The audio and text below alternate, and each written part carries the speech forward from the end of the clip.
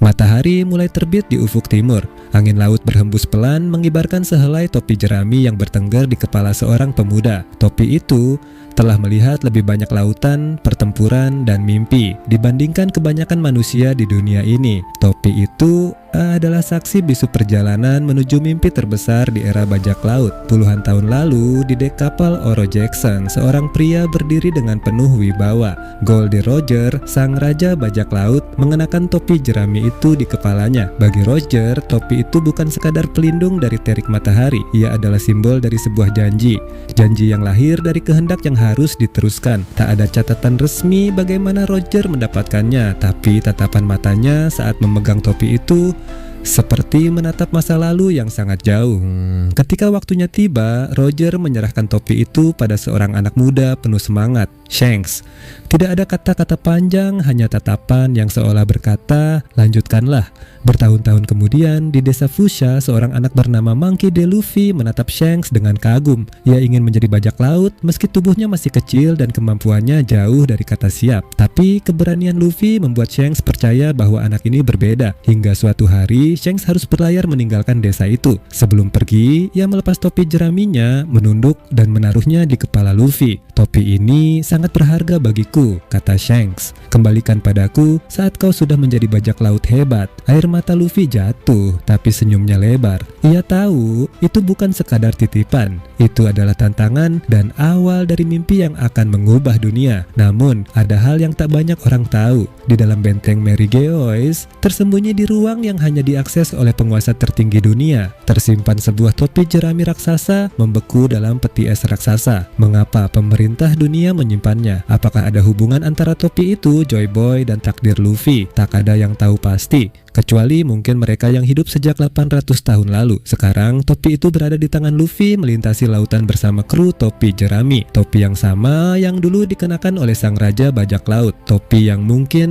akan menjadi kunci membuka rahasia terbesar di dunia One Piece. Saat Roger tiba di Laugh-Tale, kenapa Roger tertawa? Ombak menghantam lembut lambung kapal Oro Jackson. Seluruh kru berdiri terdiam, kecuali satu orang. Goldie Roger, sang raja bajak laut, berdiri di haluan. Matanya membelalak tak percaya. Mereka telah tiba. Pulau terakhir, ujung dari Grand Line, Laugh-Tale. Momen kebenaran. Ketika Roger melangkah masuk ke pulau itu, suara camar perlahan menghilang, digantikan oleh desir angin dan gemerisik pepohonan kuno. Di tengah pulau, tersembunyi selama ratusan tahun, berdiri sebuah poneglyph raksasa, potongan sejarah terakhir yang hilang. Di sampingnya, harta karun yang tak terhitung jumlahnya, peninggalan peradaban yang sudah punah, dan sesuatu yang lain. Sesuatu yang begitu tak terduga, begitu absurd, hingga hanya satu reaksi yang mungkin terjadi.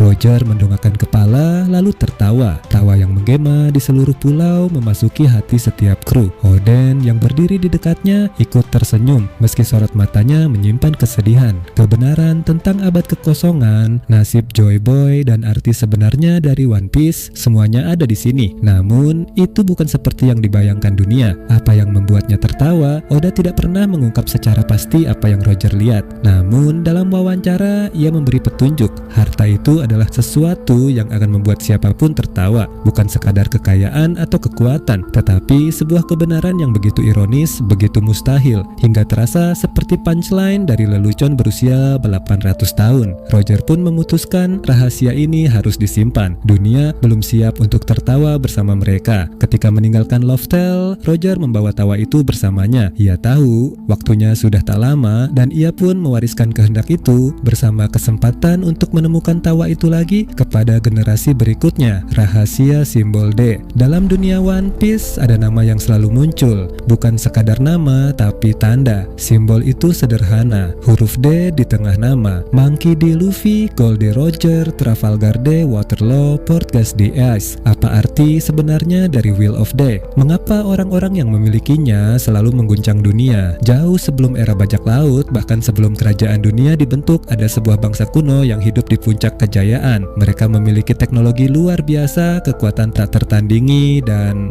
sebuah nama. Nama itu mengandung huruf D. Mereka dikenal sebagai musuh alami para dewa. Julukan yang diberikan oleh para naga langit, Tenryubito, dan pemerintah dunia. Dalam cerita, Dr. Kureha pernah menyebut Roger sebagai Gold Roger ketika semua orang mengenalnya sebagai Gold Roger. Roger tersenyum ketika namanya diucapkan dengan benar. Kemudian Trafalgar Law mengungkap pada Robin bahwa D adalah nama yang diwariskan, dan orang-orang yang memegangnya selalu muncul di momen penting sejarah, terutama saat perubahan besar akan terjadi. Makna Will of D. Teori yang paling kuat berdasarkan fakta dari manga adalah D melambangkan kehendak yang tidak bisa dihancurkan. Mereka adalah orang-orang yang akan melawan tirani, membebaskan dunia, dan membawa fajar bagi umat manusia. Setiap pemilik D memiliki sifat unik. Mereka tak takut mati, selalu tersenyum bahkan diambang kematian. Seperti Luffy, Roger, Ace. Senyuman itu adalah tanda keyakinan bahwa kematian hanyalah bagian dari perjalanan menuju kebebasan. Oda berkata, semua rahasia D akan terungkap ketika Luffy tiba di Laugh-Tale. Mungkin saat itu dunia akan tahu bahwa D bukan hanya sebuah huruf, tapi sebuah janji dari masa lalu yang menunggu untuk ditepati. Misteri abad kekosongan, The Void Century. Dalam catatan sejarah resmi pemerintah dunia, ada satu abad yang hilang. 100 tahun yang tak pernah dicatat di buku sejarah. 100 tahun yang disebut abad kekosongan. Tak ada satupun buku yang menceritakan tentang masa itu, dan siapapun yang mencoba mencari kebenarannya akan diburu oleh pemerintah dunia. Abad kekosongan terjadi sekitar 800 hingga 900 tahun yang lalu. Yang kita tahu hanyalah kerajaan dunia dibentuk setelah abad itu berakhir. Ada sebuah kerajaan kuno yang hancur, namun namanya terhapus dari sejarah. Satu-satunya peninggalan yang tersisa adalah Poneglyph, batu raksasa tak bisa dihancurkan yang berisi pesan dari masa lalu. Nico Robin, satu-satunya arkeolog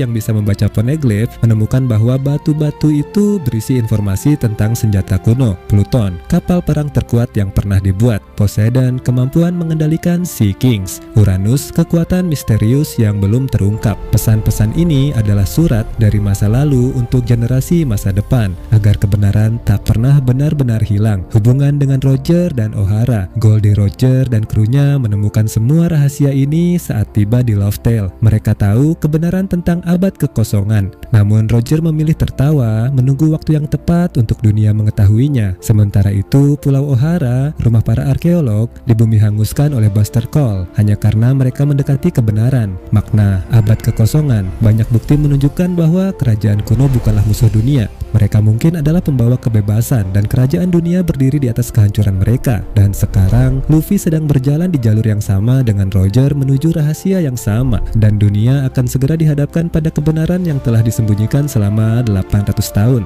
Rahasia senjata kuno, Ancient Weapons. Di lautan One Piece ada 3 senjata yang disebut-sebut memiliki kekuatan untuk mengguncang dunia. Mereka bukan sekadar legenda, mereka adalah Ancient Weapon, senjata dari masa lalu yang bisa mengubah masa depan dunia. Pemerintah dunia berusaha keras menyembunyikannya, sementara para bajak laut dan kerajaan tertentu berusaha menemukannya. 1. Pluton, kapal perang terkuat. Pluton digambarkan sebagai kapal perang dengan kekuatan penghancur yang tak tertandingi. Dibuat pada masa abad kekosongan, katanya bisa menembakkan meriam yang mampu menghancurkan pulau dalam sekali serang. Blueprints-nya sempat diwariskan dari generasi ke generasi oleh para tukang kapal water seiyo sampai akhirnya Franky membakarnya untuk mencegah penyalahgunaan. Namun, Oda memberi petunjuk mengejutkan. Pluton versi asli mungkin masih terkubur di bawah Alabasta. 2. Poseidon, ratu laut yang hidup. Poseidon bukanlah senjata logam, melainkan makhluk hidup. Dia adalah putri duyung yang memiliki kemampuan berbicara dan mengendalikan Sea Kings, monster raksasa yang menghuni lautan. Di era sekarang, Poseidon adalah Shirahoshi, putri kerajaan Ryugu di pulau manusia ikan. Kekuatan ini bisa menjadi berkah atau bencana, mampu memindahkan kapal ke seluruh dunia atau menenggelamkan seluruh armada. 3. Uranus, misteri yang belum terpecahkan. Uranus adalah senjata paling misterius. Tak ada yang tahu bentuknya, hanya desas-desus bahwa kekuatannya bisa memusnahkan area luas dari langit. Beberapa fans berspekulasi bahwa pemerintah dunia sudah memilikinya. Mungkin senjata inilah yang digunakan untuk menghancurkan Lulusia dalam satu serangan cahaya. Apa hubungan Ancient Weapons dan One Piece? Ketiga senjata ini terhubung dengan Poneglyph dan abad kekosongan. Ada teori bahwa kerajaan kuno menciptakan senjata ini bukan untuk menaklukkan, melainkan untuk menjaga menjaga kebebasan dunia. Namun, di tangan yang salah, senjata ini bisa menjadi alat dominasi mutlak. Dan kini, tanpa disadari, Luffy dan kru topi jerami sudah berada di jalur untuk menguasai semua kuncinya. Jika Pluton keluar dari Alabasta, jika Poseidon memanggil Sea Kings dari seluruh dunia, dan jika Uranus akhirnya diaktifkan, maka peta dunia akan berubah selamanya.